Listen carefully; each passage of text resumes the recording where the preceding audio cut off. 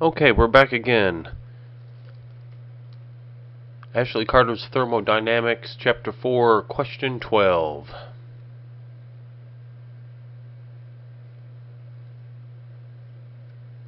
An ideal monoatomic gas having an initial pressure of P0 and an initial volume of VO undergoes an adiabatic expansion in which the volume is doubled. So we're going to have V0 is going to go to 2VO. Very simple. Adiabatic, this simply means there's no heat transfer from the system to the outside, to its surroundings. And the surroundings do not transfer any heat into the system. That basically means your change in Q is 0. Okay, about adiabatic systems, in the book you can look up the proof for yourself. Your initial pressure and your volume to and some exponent will always be equal to a constant. I assume in the same system that constant is always going to be equal to the same as the final state.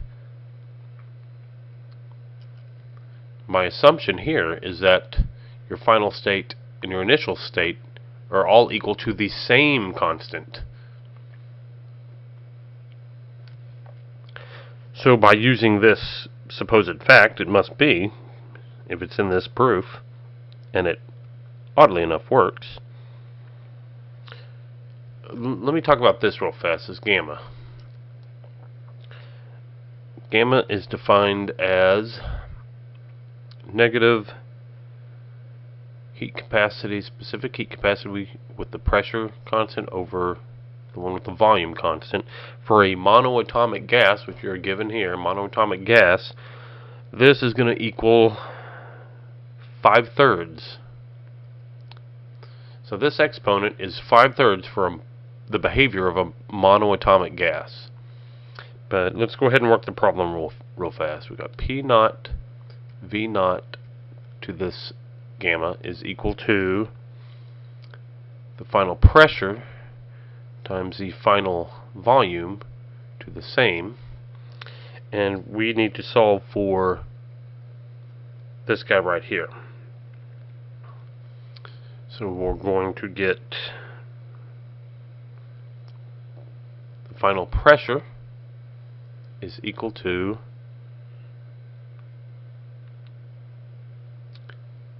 P0 V0 gamma over V final gamma. And what do we know about V final gamma? We know that the initial V0 goes to twice the volume. The volume is doubled. Okay, so this is going to give us, well, first let's this is the same thing as V0 over V final raised to the gamma. Okay, and from here we know gamma is 5/3. So our final pressure is going to be equal to V0. Let's make our substitution for V final, which is 2VO. This cancels. Gamma. So now we're left with 1/2 raised to gamma was 5/3, which is equal to 1 over 2 to the 5/3, which is equal to, oddly enough, I'm forgetting something here. My P0. My initial pressure is missing. Sorry about that, guys. And this turns out to be 0.314 times the initial pressure. So there's that proof. That is the easy one. Now we need to get busy and go fast to get number B done, because this, I believe, was on our test last week, and I know it ate my lunch. It probably ate your lunch too. Okay, B states, show that the change in enthalpy in the process is equal to negative 0.93 of the original pressure times the original volume. Okay, in order to do this, let's look at our change in enthalpy is equal to our change in heat flow times VdP, which is kind of the opposite of our change in internal energy. For adiabatic processes, we know there is no change in heat. So that equals 0. This goes away. Our change in enthalpy is going to equal our volume times our change in pressure. And this is what threw me for a loop a couple times. So our change in enthalpy is what it's asking for, is going to be equal to the integral of our volume over the change in pressure. We know the pressure is changing from we had our initial pressure, and remember in part A we calculated 0.314 of the original pressure. That was our final pressure. So we got our limits at least, but this V right here, I initially took this volume to be the initial volume. Apparently it has to be the final volume. And where do we get this final volume from? We have to go back to the same thing that we did before, where we had our P naught V original gamma is equal to P final times our volume final. And now we need to solve this for the final volume. So our volume final, at least raised to the gamma here, is equal to pressure original volume to the gamma over the pressure final. We have to raise both sides to the 1 over gamma. Raise everything to the 1 over gamma. That gets rid of since this is a multiplication rule of exponents, this becomes y over y, so we're left with our final volume to the first power is equal to, we have our P naught, our final pressure raised to the 1 over gamma, times our volume, since this is exponent rule, it's to the first power also. So now that we know Vf, we can plug all this in over here. So our change in enthalpy is equal to the integral from our original pressure to 0.314 of our original pressure times our original pressure to the 1 over gamma over our final pressure to the 1 over gamma times V naught times the change in pressure. Okay, here's where it's going to get really, really fun. Our change in enthalpy. Well, what is constant here? What can we pull out and not deal with here? Every time I see a little knot, I know that these things are constants. That's what we start with. They are constant.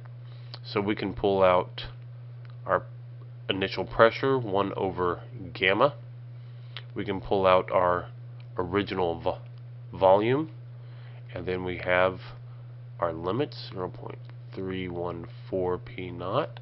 And now we're left with 1 over our pressure, our final pressure, 1 over gamma, to the change in pressure. Well, what is this? Let's write all this down again. This is change in enthalpy. Get my notation right. P naught 1 over gamma times VO times the integral of P naught to 0.314 4 P naught. And this is, since this is not 1, we can bring it up top and just call it -1 over gamma. dP.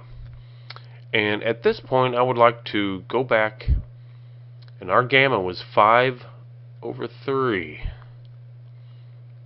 5 over 3. Gamma is equal to 5 over 3. Let's go ahead and change this out. Let's change it out everywhere. Change in enthalpy is our original pressure. 5 over 3 becomes 3 over 5 here. V naught.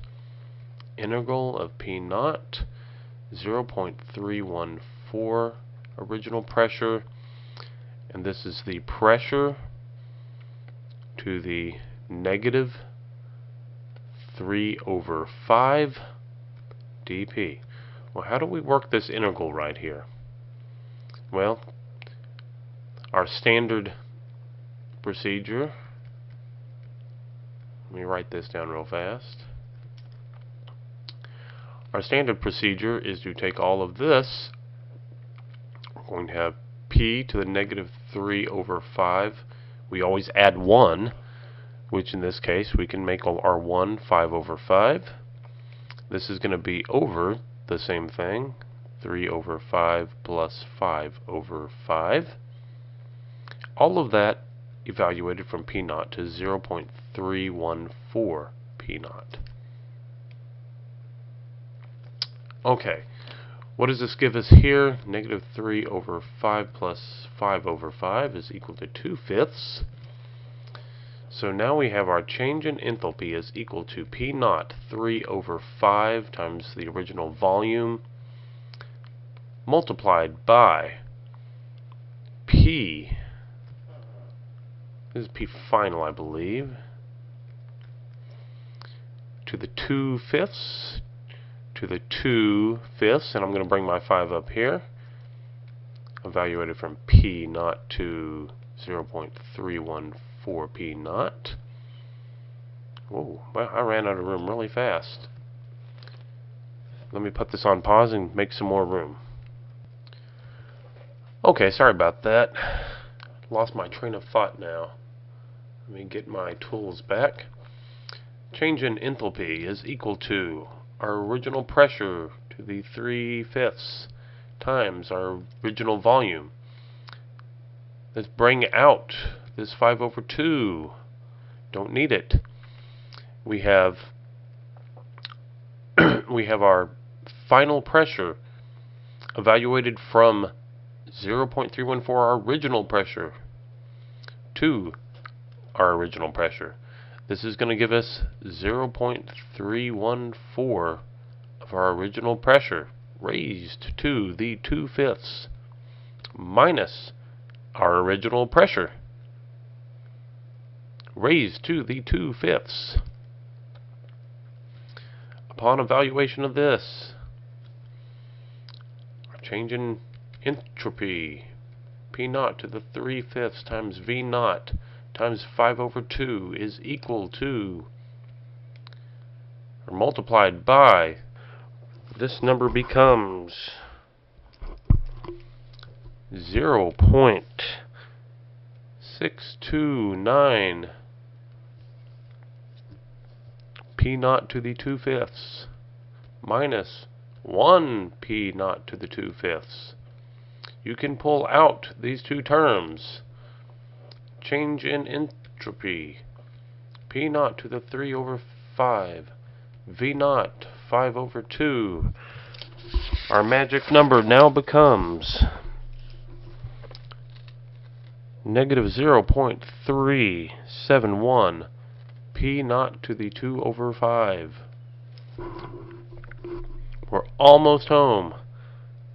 Change in entropy is equal to P naught to the 3 over 5 V naught.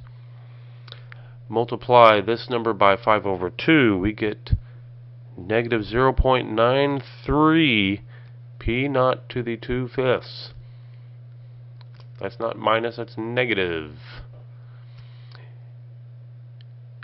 Adding our exponents for our same base, we get our change in entropy is equal to negative 0.93.